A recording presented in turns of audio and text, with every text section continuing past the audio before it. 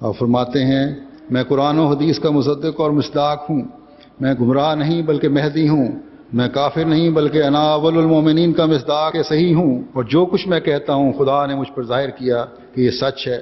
جس کو خدا پر یقین ہے، جو قرآن اور رسول صلی اللہ علیہ وسلم کو حق مانتا ہے، اس کے لیے یہی حجت کافی ہے کہ میرے منہ سے سن کر خاموش ہو جائے، لیکن جو دلیر اور بے باک ہے اس کا کیا علاج؟ خدا خود اس کو سمجھائے گا۔ اس لیے میں چاہتا ہوں کہ آپ خدا کے واسطے اس امر پر غور کریں اور میرے معاملے میں جلدی سے کام نہ لیں، بلکہ نیک نیتی اور خالی و ذہن ہو کر سوچیں۔ اور فرماتے ہیں اور پھر خدا تعالیٰ سے تلقین کرتے ہوئے کہ نمازوں میں دعائیں کر کے مدد مانگو اللہ تعالیٰ سے تاکہ رہنمائی کرے، ہدایت دے۔ فرمایا کہ اور پھر خدا تعالیٰ سے اپنی نمازوں میں دعائیں مانگیں کہ وہ ان پر حق کھول دے، اور میں یقین رکھتا ہوں کہ اگر انسان تعصب اور ضد سے پاک ہو کر حق کے اظہار کے لیے خدا تعالیٰ کی طرف توجہ کرے گا تو ایک چلہ نہ گزرے گا کہ اس پر حق کھل جائے گا، مگر بہت ہی کم لوگ ہیں جو ان شرائط کے ساتھ خدا تعالیٰ سے فیصلہ چاہتے ہیں، اور اس طرح پر اپنی کم سمجھی یا ضد و تعصب کی وجہ سے خدا تعالیٰ کے ولی کا انکار کر کے ایمان سلب کرا لیتے ہیں۔ کیا جب ولی پر ایمان نہ رہے تو ولی جو نبوت کے لیے بطور میخ کے ہے اسے پھر نبوت کا انکار کرنا پڑتا ہے، اور نبی کے انکار سے خدا کا انکار ہوتا ہے، اور اس طرح پر بالکل ایمان سلب ہو جاتا ہے۔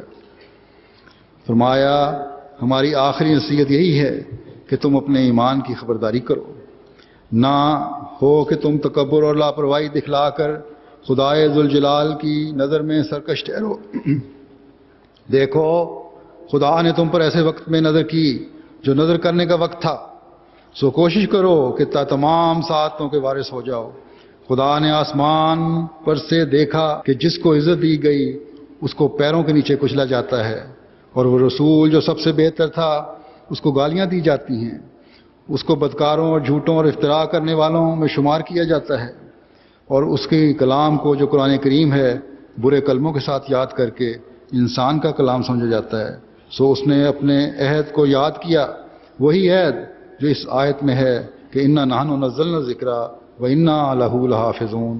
سو آج اسی عہد کے پورے ہونے کا دن ہے۔ اس نے بڑے زور آور حملوں اور طرح طرح کے نشانوں سے تم پر ثابت کر دیا کہ یہ سلسلہ جو قائم کیا گیا ہے اس کا سلسلہ ہے۔ کیا کبھی تمہاری آنکھوں نے ایسے قطعی اور یقینی طور پر وہ خدا تعالیٰ کے نشان دیکھے تھے جو اب تم نے دیکھے؟ خدا تعالیٰ تمہارے لیے کشتی کرنے والوں کی طرح غیر قوموں سے لڑا اور ان پر فتح پائی۔ دیکھو آتم کے معاملہ بھی ایک کشتی تھی، تلاش کرو آج آتم کہاں ہے، سنو آج وہ خاک میں ہے۔ وہ اسی شرط کے موافق جو الہام میں تھی چند روز چھوڑا گیا، اور پھر اس شرط کے موافق جو الہام میں تھی پکڑا گیا۔ دوسری کشتی لیکرام کا معاملہ تھا، بس سوچ کر دیکھو کہ اس کشتی میں بھی خدا تعالیٰ کیسے غالب آیا، اور تم نے اپنی آنکھ سے دیکھا کہ جس طرح اس کی موت کی الہامی پیشگوئیوں میں پہلے سے علامتیں مقرر کی گئی تھیں اسی طرح وہ سب علامتیں ظہور میں آئیں۔ خدا کے قہری نشان نے ایک قوم پر سخت سوگ وارد کر کیا۔ کیا کبھی تم نے پہلے اسے دیکھا کہ تم میں اور تمہارے روبرو اس جلال سے خدا کا نشان ظاہر ہوا؟